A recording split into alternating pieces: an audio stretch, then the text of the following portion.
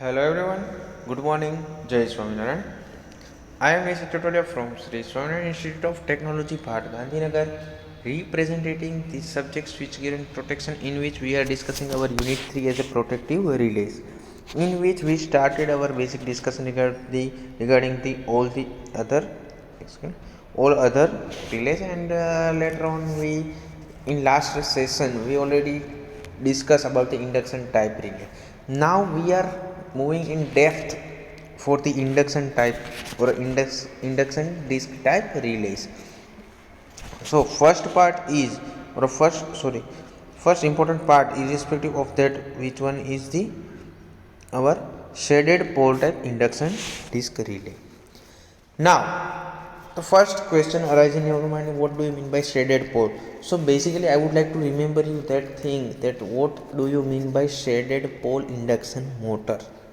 Because अगर आपको यहाँ पे शेडेड पोल इंडक्शन मोटर याद है तो आपको यहाँ पे shaded pole type induction disc type relay भी समझ में आ जाएगा, जबकि ये एक काइंड ऑफ इंडक्शन मोटर ही है, तो ये तो आपको याद ही होगा, और शेडेड पोल भी होप सो आपको याद है ही। तो उसकी थियरी को मैं यहाँ पे रिपीट ना ही करते हुए इसी डिस्कशन को आगे ले जाते हैं कि भाई shaded pole type induction disc type relay में क्या होता है। तो यहाँ पे आपको फिगर को ऑब्जर्व करोगे तो आपको यहाँ पे क्या दिखने को मिलता है कि one aluminium disc is there which is pivoted in the field of the magnetic field, clear. और हियर वन स्लॉट, यहाँ पे आप देख सकते हो कि एक स्लॉट बनाया गया है for which purpose to shading the ring, और यहाँ पे जो रिंग है उसे हम शेडिंग करने के लिए रखा है, एज वेल एज वो एक पोर्शन के ऊपर यहाँ पे ये कनेक्ट है और दूसरे पोर्शन पे आपको यहाँ पे जो आपकी जो सोलेनोइड है, कि अभी तक हमने जो सोलेनोइड की पूरा कंस्ट्रक्शन है वही हमने डिस्कस किया और वही चीज़ यहाँ पर भी हो रही है। तो यहाँ पे आपका एक सोलेनोइड दिखाया गया है, ठीक है। और यहाँ पे आप देख सकते हो कि φ1 और φ2 के बीच में जो एक एंगल बीटा जितना जो नेट रिजल्टेंट मिलता है वो भी रिसेंटली लास्ट सेशन के अंदर ही हमने डिस्कस किया है। तो यहाँ पर भी आपको ये चीज़ें देखने को मिल सकती है। अब यहाँ पे मैं आपको एक बेसिक चीज़ बताऊँ कि भाई मान लो कि electric magnetic field is producing when the coil carries the current inside the its conductors, clear. So what happen, यहाँ पे आप समझ सकते हो कि भाई उसके अंदर फील्ड की वजह से यहाँ पे जो आपका करंट फ्लो हो रहा था, तो वहाँ से कुछ करंट की वजह से वहाँ पे आप समझ सकते हो कि फ्लक्स जनरेट होगा φ1 एंड φ2। अब यहाँ पे आप उन दोनों के अलग अलग नोमेनक्लेचर से नाम दे सकते हो। यहाँ पे आपको φs और φu दिया हुआ है एज पर दी बुक्स। तो φs क्या रिप्रेजेंट करता है, यहाँ पे थोड़ा मैं क्लियर कर देता हूँ आपको। φs और φu, तो φu का मतलब क्या होता है कि भाई यहाँ पे आपका जो शेडिंग पोर्शन का जो फ्लक्स रहेगा वो φs रहेगा, जबकि φu जो कि अनशेडेड पोर्शन है उसका है, क्लियर। अनशेडेड और शेडेड का जो फ्लक्स है उन दोनों की बात चले, ये अनशेडेड पोर्शन है ये शेडेड पोर्शन है, उन दोनों के लिए यहाँ पे फ्लक्स के बीच में, क्योंकि वहाँ पे हम φ1 φ2 ले रहे थे, यहाँ पे φs और φu ले रहे हैं, और उन दोनों के बीच का एंगल की जो हम बात करें तो वो बीटा जितना आपको देखने को मिल सकता है, ठीक है, ओके। अब यहाँ पे आप ऑब्जर्व करके लिख सकते हो कि भाई यहाँ पे अनशेडेड और शेडेड के बीच में बीटा जितना डिफरेंस है, और we can also say that φs which is lag behind the φu at beta degree. ये तो ऐसी बात होगी, मतलब कि आपको अगर याद नहीं है तो मैं आपको फिर से रिपीट करूँ कि भाई आपका जो वोल्टेज और करंट या फिर पावर फैक्टर के लिए जो आप VI की कैरेक्टरिस्टिक्स ड्रॉ करते हो, तो वहाँ पे आप क्या कहते हो वोल्टेज और करंट के लिए कि भाई ये इतना लेग कर रहा है या फिर लीड कर रहा है। तो यहाँ पर आप देख सकते हो कि φ is lagging behind the φu at beta angle, clear. तो यहाँ पे शेडेड पोल के अंदर क्या काम होता है वो तो आपको समझ में आ गया कि भाई अब यहाँ पे क्या काम होगा वो तो आपको पता ही है कि भाई यहाँ पे जब फ्लो होगा करंट तो वहाँ पे मैग्नेटिक फील्ड प्रोड्यूस होगा, उसकी वजह से यहाँ पे ये जो आपकी एल्यूमिनियम डिस्क है वो मूव ऑन करेगी। ड्यू टू दैट यहाँ पे normally open contact should be normally closed, clear. Normally open, यहाँ पे जो ट्रिपिंग कोयल है वो यहाँ पे ओपन कंडीशन में है क्योंकि ये नॉर्मल कंडीशन की फिगर है, जबकि फॉल्टी कंडीशन में क्या होगा कि ये contact must be closed, clear, okay. तो ये बात हुई shaded pole type induction disc relay की। Now most important, very most important, irrespective of your GTU examination, which is the watt hour meter type induction disc relay. अब यहाँ पे इस topic को रिपीट करने से पहले मैं एक चीज़ यहाँ पे आपको थोड़ी रिवाइंड करना चाहूँगा, और अगर नहीं याद है तो आप पहले उसको एक बार रिवाइज कर लेना, तो क्या है कि आपका थोड़ा काम इजी हो जाए। कैसे इजी हो जाएगा? क्योंकि आपने एनर्जी मीटर या फिर वॉट आवर मीटर स्टडी किया हुआ है in your previous semesters measurements and instrumentation subjects. So यहाँ पे मैं उसकी डेप्थ में जाना नहीं चाहता, बिकॉज प्रीवियसली भी हमने वो इंडक्शन मोटर का, शेडेड इंडक्शन मोटर का भी हमने पोर्शन नहीं क्लियर किया था, क्योंकि हम जो ऑलरेडी पढ़ चुके हैं उसको रिपीट करने में टाइम वेस्ट करने की ज़रूरत नहीं है। बट यहाँ पे मैं वॉट एवर एनर्जी मीटर आपको याद होगा ही, अगर नहीं याद है तो मैं उसका बेसिक थोड़ा थोड़ा आपको जो ज़रूरी है अभी इस थियरी के लिए या फिर इस टॉपिक के लिए उतना तो मैं आपको बता दूंगा ही, so don't worry for that. But उसका एक बेसिक थोड़ा आप अपने हिसाब से भी थोड़ा देखिएगा तो आपको थोड़ा ज़्यादा विजुअलाइज अच्छे से होगा, वरना मैं यहाँ जो इम्पोर्टेंट है उतना सिखाऊंगा वो तो आपको पता चल जाएगा, बट उसका पूरा कंसेप्ट जो कि इंस्ट्रूमेंटेशन पॉइंट ऑफ व्यू या फिर induction machine point of view जो भी कंसेप्ट था, तो वो आपको थोड़ा समझना या फिर वो याद होना ज़रूरी भी है, तो आपको कहीं आगे इन फ्यूचर ये इश्यू ना रहे, इसलिए मैं आपको थोड़ा सजेस्ट कर रहा हूँ। अब यहाँ पे आप देख सकते हो कि ये एक एक्चुअली जो हमारा watt hour meter type induction machine sorry induction disc relay है, तो उसके अंदर क्या होता है कि भाई यहाँ पर भी ये एक सिंगल जो वॉट आवर मीटर है उसके जैसे ही काम करता है, फर्स्ट थिंग। अब यहाँ पे आप देख सकते हो उसके कंस्ट्रक्शन को आप ऑब्जर्व करोगे तो यहाँ पे आपको दो मैग्नेट देखने को मिलेंगे। क्लियर? कौन कौन से दो मैग्नेट? तो यहाँ पे आपको एक पोर्शन ये दिख रहा है, जैसे कि यहाँ से लेके ये पूरा पोर्शन, ठीक है, ये एक पोर्शन, ये आपका दूसरा पोर्शन। क्लियर? ओके। अब यहाँ पे उन दोनों किस टाइप के मैग्नेट्स है, तो यहाँ पे आप देख सकते हो कि उसके नाम में ही लिखा है, एक यहाँ पे ई टाइप का है और ये आपका सी टाइप का है। अगर यहाँ पर थोड़ा मैं आपको क्लियर कर दूँ, एक सेकंड, हाँ। अब यहाँ पे मैं आपके मान लो ई टाइप के सेक्शन को ही मैं अभी जस्टिफाई कर रहा हूँ, और यहाँ पे मैं आपको दूसरे कलर से आपके सी टाइप के मैग्नेट को रिप्रेजेंट किया, और उन दोनों के अलावा सॉरी ब्लैक तो ऑलरेडी हमने यूज़ कर लिया, यहाँ मैं आपको येलो फॉर्म में भी आपका उसका स्केच में ये चीज़ आपको बता देता हूँ। क्लियर? ये एक आपका मैग्नेट और ये आपका दूसरा मैग्नेट। क्लियर? ओके। तो यहाँ पर आपको बेसिक फिगर्स के बारे में पता चल गया है। ओके, सी और ई यहाँ पे अब अभी हमारे लिए मेन इंपॉर्टेंट चीज़ जो थी वही हमने रिप्रेजेंट किया। अब यहाँ पे आप देख सकते हो क्या होता है कि भाई ई और सी शेप के मैग्नेट्स है, तो ऑब्वियस है कि both are the laminated from the magnetic cores. Okay, अब यहाँ पे आप देखो उन दोनों को कैसे कनेक्ट किया जाता है। तो हम जानते हैं कि जो एनर्जी मीटर है उसी की तरह उसमें भी कनेक्शन सेम ही है कि भाई यहाँ सेकेंडरी का प्राइमरी और सेकेंडरी आपको दिया हुआ है। एक सेकंड, ओके, हाँ। तो अब यहाँ पे भी प्राइमरी और सेकेंडरी दिया हुआ है, उसके लिए आपको क्या है समझना ज़रूरी है कि भाई प्राइमरी और सेकेंडरी के लिए अगर मैं बात करूँ तो यहाँ पे उसके कंस्ट्रक्शन में देखो कि मूविंग कॉन्टैक्ट कहाँ पे कनेक्टेड है, एक जो एल्यूमिनियम डिस्क के साथ कनेक्टेड है, जो कि एक अरेंजमेंट हमने सेट की हुई होती है कि भाई उसके ई और सी शेप के जो आपके लेमिनेटेड कोर्स है उन दोनों को कनेक्ट करने का काम यहाँ पे एल्यूमिनियम डिस्क करती है, और उसी के साथ ही तो आपका जो मूविंग कॉन्टैक्ट जो कि ट्रिपिंग सिग्नल देगा वो कनेक्ट किया गया होता है। ठीक है, तो अब उसके लिए आप इन फर्दर डिस्कशन में पढ़ो तो आप यहाँ पे देख सकते हो कि भाई जब यहाँ पे आपका जो पूरा एक ये कोयल है और ये कोयल है, इसके अंदर यहाँ पे जब करंट फ्लो होगा तो क्या होगा कि भाई यहाँ पे आप देख सकते हो कि भाई उसके अगर कंस्ट्रक्शन में इन फर्दर हम देखें तो प्राइमरी और सेकेंडरी सी शेप के अंदर दोनों सेपरेटली दिए हुए होते हैं, जबकि ई शेप के अंदर यहाँ पे फर्स्ट पोर्शन होता है वो प्राइमरी का और सेकेंडरी जो कि सेकंड पोर्शन है वो वहाँ पे सेकेंडरी का होता है। यहाँ पर उसके कंस्ट्रक्शन की बात करूँ तो मूविंग कॉन्टैक्ट्स जो कि एक स्पिंडल के ऊपर रखे जाते हैं और यहाँ पर दोनों जो वाइंडिंग्स है तो वो एक आपके सेंट्रल लिम्ब के ऊपर होते हैं in case of the E shaped core. ठीक है, जब यहाँ पे प्राइमरी को पी और सेकेंडरी को एस एन डिनोट करते हैं, एज वेल एज एक और चीज़ मैं इंपॉर्टेंट बताना चाहूँगा कि भाई प्राइमरी वाइंडिंग है तो उसे हम जब आपको इलेक्ट्रिकल फोर्स या फिर इलेक्ट्रिकल करंट प्रोवाइड करते हैं तभी जाकर वो मैग्नेट का काम करता है।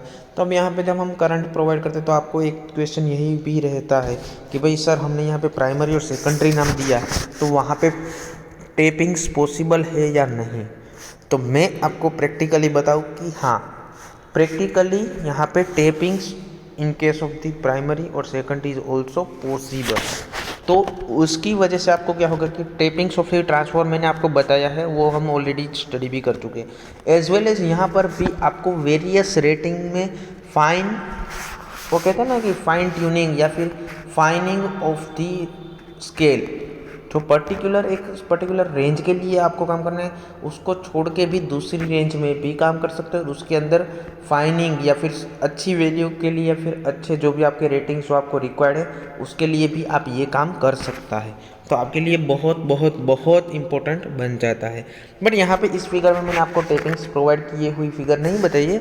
इवन आपको ऑलमोस्ट कोई बुक में जो आप डिग्री लेवल पे देखते हो तब जाके वो टेपिंग्स वाली फिगर आपको देखने को मिलेगी, लेकिन आपके सिलेबस में भी वो नहीं है। But as per the basic fundamental मुझे यहाँ पे आपको वो टेपिंग्स का टॉपिक बताना थोड़ा अच्छा लगा तो मैंने आपको बता दिया है।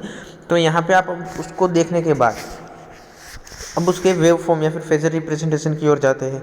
तो ऑब्वियसली हम जानते हैं कि क्या होता है E1 और E2 को हमने डिफाइन किए हैं।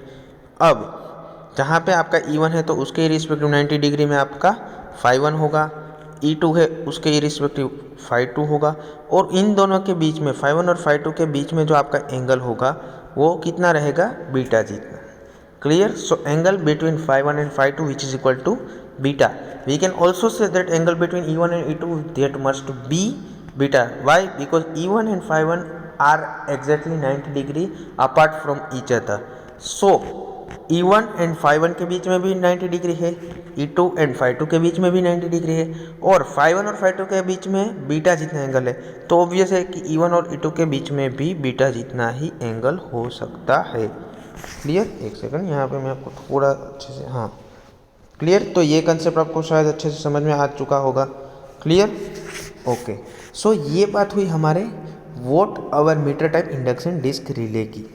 क्लियर? और यहाँ पे एक सबसे इम्पोर्टेंट चीज़ मैं आपको बताऊँ कि उसकी टाइम करंट कैरेक्टरिस्टिक्स को अगर आप ऑब्जर्व करते हो तो वहाँ पे reset to pickup value for that watt hour meter should be 95D। Clear? Okay. यहाँ पे एक और इंडक्शन कप रिले जो कि उसका नेक्स्ट पोर्शन है वो भी यहाँ पे दिया है। बट उसके पहले मैं आपको बता दूँ कि यहाँ पे आपको उसके reset to pickup time which is 95 degree याद रखना, क्योंकि ये एक शॉर्ट क्वेश्चन में भी पूछा जा सकता है। और यहाँ पे आपको ये जब क्वेश्चन आएगा तो आपको ऐसे लगेगा कि ये चीज़ कहाँ पे आती है। तो थोड़ा प्रैक्टिकली भी यहाँ पे आपको जो डेटा आपको याद रखना ही है, फैक्चुअल कंटेंट्स, तो वो तो आपको याद रखना ही पड़ेगा। तो उसके लिए मैंने आपको ये फिजिकल फिनोमिना, उसकी जो भी फिजिबल डेटा है वो आपको याद रखने के लिए मैंने आपको बता दिया है। नाउ नेक्स्ट वन, एक सेकंड, नेक्स्ट पोर्शन जो हमारा रहता है वो इंडक्शन कप टाइप रिले के बारे में।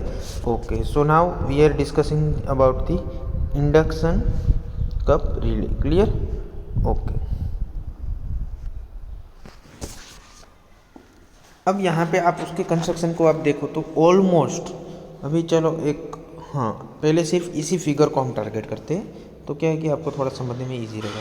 अब यहाँ पे आप जैसे कि नॉर्मल इंडक्शन मोटर को या फिर नॉर्मल इंडक्शन मशीन को देखते हो तो वही कंस्ट्रक्शन आपको यहाँ पे दिखेगा। सिर्फ यहाँ पे एक ही चीज़ का डिफरेंस रहेगा, वहाँ पे हम सर्कुलर या फिर सिलिंड्रिकल शेप में ड्रॉ करते हैं, यहाँ पे स्क्वायर फॉर्म में दिया है। अब यहाँ पे ये आउटर पेरीफेरी को अगर आप भूल जाते हो तो आप ऑब्जर्व करो, यहाँ पे आपको 4 पोल दिए हुए हैं, 1 2 3 एंड 4, ये 4 पोल है। यहाँ पे 4 पोल्स या फिर 8 पोल भी हो सकते हैं। अब उसके अंदर यहाँ पे प्राइमरी या फिर उसके जो वाइंडिंग्स आपको दिए हुए हैं वो रहते हैं स्टेटर और rotor side.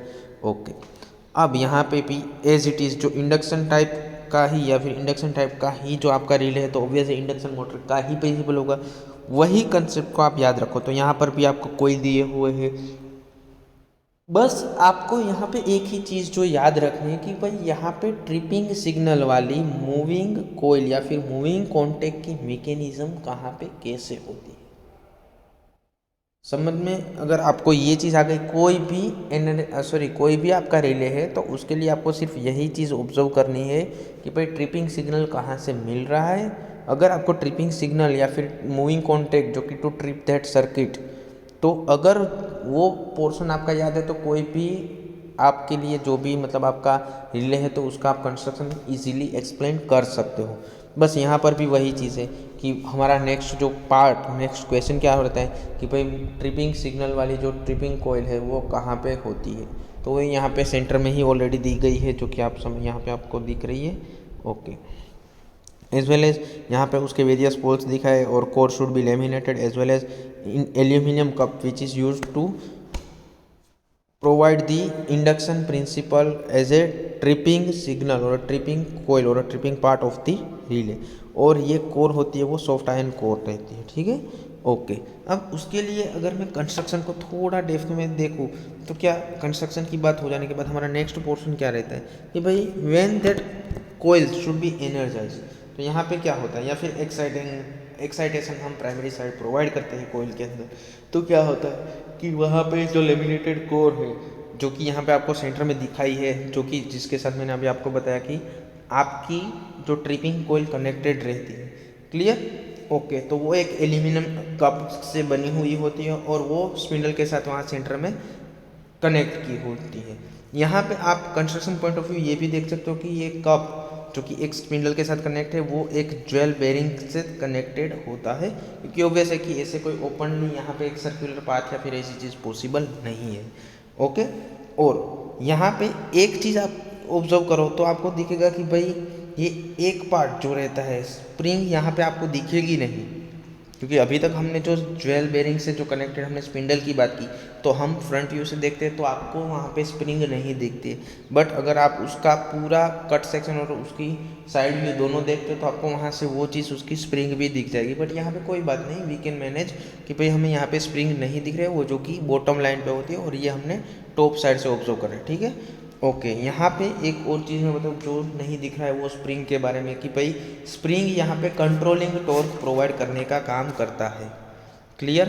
Okay, now we are discussing the basic concept or working of that induction cup relay.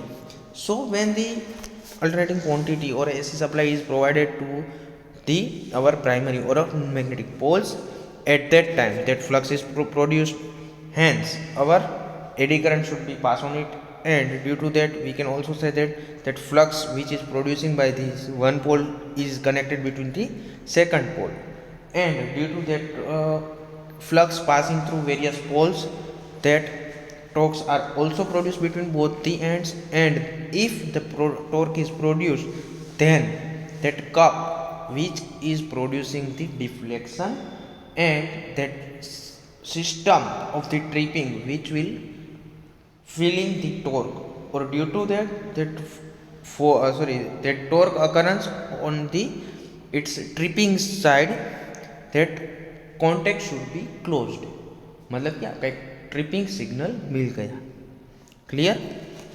अगर आपको यहाँ पे थोड़ा लैंग्वेज में का इश्यू है तो मैं आपको थोड़ा हिंदी या गुजराती में भी मैं थोड़ा ट्राई करता हूँ कि भाई आपको यहाँ पे समझ में आ जाए कि जब यहाँ पे आपकी कोयल को आप एनर्जाइज करते हो, एक्साइटेशन प्रोवाइड करते हो, तो उसकी वजह से वहाँ पे मैग्नेटिक फील्ड जाएगा एक पोल से दूसरे पोल की, और आपका फील्ड जब वहाँ पे मूव ऑन करेगा तो ऑब्वियस है कि आपका फील्ड वहाँ पे वेरी कर रहा है तो टॉर्क प्रोड्यूस होगा ही होगा, क्योंकि 5152 के हिसाब से आपको टॉर्क भी मिलेगा। अब फील्ड है, टॉर्क है तो ऑब्वियस है कि वहाँ पे मूवमेंट रहेगा, क्योंकि हम नॉर्मली वही करते हैं ना कि स्टेटर में जब आप सप्लाई देते हो इंडक्शन मोटर के अंदर, आप याद करो तो वहाँ पे स्टेटर में प्रोवाइड करते हो तो उसके फील्ड की वजह से रोटर भी रोटेट करता है। बस वही चीज़ यहाँ हो रही है कि यहाँ पे रोटर के तौर पे यहाँ पे आपको सेंटर में क्या दिया हुआ है, जो आपका ट्रिपिंग सिग्नल वाला ये जो पोर्शन है ना, वही आपको एक सेकंड, हाँ, ये जो पोर्शन है ना, यही आपका तो ट्रिपिंग सिग्नल वाला जो पोर्शन बन जाता है। तो ऑब्वियस है कि यहाँ से जब आपका फील्ड यहाँ पे कनेक्ट होगा, यहाँ पे कनेक्ट होगा, यहाँ पे कनेक्ट होगा, तो उसकी वजह से यहाँ पे आपका रोटर भी रोटेट करना ट्राई करेगा। अब रोटर रोटेट करना मतलब कि टेक्निकल टर्म्स में देखा तो वहाँ पे उससे टॉर्क मिलेगा। तो टॉर्क मिलेगा तो ऑब्वियस है कि ये रोटर रोटेट करने की ट्राई करेगा। अब रोटर रोटेट करेगा तो ऑब्वियस है कि यहाँ पे जो कॉन्टेक्ट्स थे, नॉर्मली ओपन कॉन्टेक्ट्स थे, वो क्या करेंगे, नॉर्मली क्लोज हो जाएंगे। मतलब कि वहाँ पे अगर नॉर्मली क्लोज्ड हो जाते हैं, नॉर्मल कंडीशन में नॉर्मली ओपन होते हैं, अब ये फॉल्टी कंडीशन में नॉर्मली क्लोज हुए। क्लोज का मतलब है ट्रिपिंग इज प्रोवाइडेड। तो यहाँ से आपके contacts should be separated and trippings यहाँ पे मिल जाता है। क्लियर? तो ये पूरा डिस्कशन हुआ आपके इंडक्शन टाइप रिले का, या फिर particular induction cup type relay का। अब उसके लिए आपका फर्दर डिस्कशन जो रहता है वो रहता है टू इंडक्शन कप। क्लियर? अगर उसको मैं सिंपल फॉर्म में कहूँ तो यहाँ पे 2 पोल इंडक्शन कप के लिए अगर मैं यहाँ पे रिप्रेजेंट किए तो वही फिगर, वही कंस्ट्रक्शन आपको दिया हुआ है। ठीक है, ओके। बट यहाँ पे आपको मेन डिफरेंस यही रहेगा कि उसके अक्रॉस में जो आपको सिंगल पोल, मतलब कि आपके जो 4 पोल्स है उसके अलावा यहाँ पे 2 पोल्स की सिस्टम जनरेट की हुई है। तो यहाँ पे इंडक्शन कप जो नॉर्मल होते हैं, वैसे यहाँ पे 2 अलग अलग पोल्स भी आपको देखने को मिल सकते हैं। जैसे कि यहाँ पे आपका जो φ1, क्योंकि यहाँ पे वेरियस पोल्स की वजह से वेरियस फ्लक्स भी देखने को मिल सकते हैं या फिर वेरियस फील्ड भी देखने को मिल सकते हैं। तो यहाँ पे φ1, यहाँ पे आप एक सेकंड, यहाँ पे φ1 भी आपको दिख रहा है, एज वेल एज यहाँ पे φ2 भी दिख रहा है। तो यहाँ पे जो प्राइमरी और secondary of one and primary and secondary of the second, दोनों यहाँ पे दिखाई देते हैं। तो बस वही कंस्ट्रक्शन है, वही आपका पूरा का पूरा discussion irrespective of the induction cup relay for the our normal operation as well as 2 pole type induction cup construction. ठीक है, तो यहाँ पे दोनों के प्रिंसिपल भी हमने डिस्कस किया। आज का ये सेशन मैं आपको पर्सनली सजेस्ट करता हूँ कि ये तीनों टॉपिक एक बार आप हमारी जो ये फिगर्स है और उसका कंस्ट्रक्शन और उसका जो वर्किंग प्रिंसिपल जो अभी हमने डिस्कस किया, वो ये पूरे लेक्चर को आप एटलीस्ट एक बार हर एक टॉपिक, ये तीनों टॉपिक है रिले के, वो सारे एक बार आप अपने हिसाब से लिख लो तो आपका काम काफ़ी इजी हो जाएगा। और एग्ज़ाम में गारंटी के साथ मैं आपको बोलता हूँ, जीटी का कोई भी एग्ज़ाम में कोई भी पेपर उठा लेना, ये 3 क्वेश्चन में से मिनिमम 1 क्वेश्चन या फिर कम से कम 1 क्वेश्चन तो आएगा ही आएगा, या फिर एक दूसरे के ऑप्शन में ये 2 क्वेश्चन आएंगे। इन तीनों क्वेश्चन में से मिनिमम 2 क्वेश्चन आएंगे ही आएंगे, और ये 4 मार्क के क्वेश्चन है, तो उसके लिए बिल्कुल भी रिस्क नहीं लेना है। और हमारे लिए ऑब्वियस है कि क्वेश्चन भी पता है, हमने उसका कंसेप्ट भी देखा है, तो मार्क्स गेन करना हमारी थोड़ी रिस्पॉन्सिबिलिटी बन जाती है। सो मेरे हिसाब से ये टॉपिक आप अच्छे से देख लेना। अगर उसमें कोई क्वेरी है तो नेक्स्ट सेशन जब भी हो उसके अंदर हम डिस्कस कर लेंगे। ठीक है, शायद यहाँ पे आपको कोई डाउट नहीं है, अगर डाउट है तो आप मुझे पूछ सकते हैं। और ये आज का सेशन की ये तीनों क्वेश्चन आपको कंपल्सरीली लिखने ही लिखने हैं। टिल देन आज का सेशन हम यहीं पे एंड अप करते हैं, और आगे का जो भी डिस्कशन होगा वो आपको मैं अभी से बताता हूँ। परमानेंट पीएमएमसी कोयल के रिगार्डिंग है, और पीएमएमसी का कंसेप्ट भी आप ऑलरेडी जानते हो। तो उसके हिसाब से जो आगे की फर्दर डिस्कशन है वो हम नेक्स्ट सेशंस में डिस्कस करेंगे। टिल देन आज का सेशन यहीं पे एंड अप करते हैं। Have a nice day, thank you, जय हिंद, जय भारत, जय स्वामीनारायण।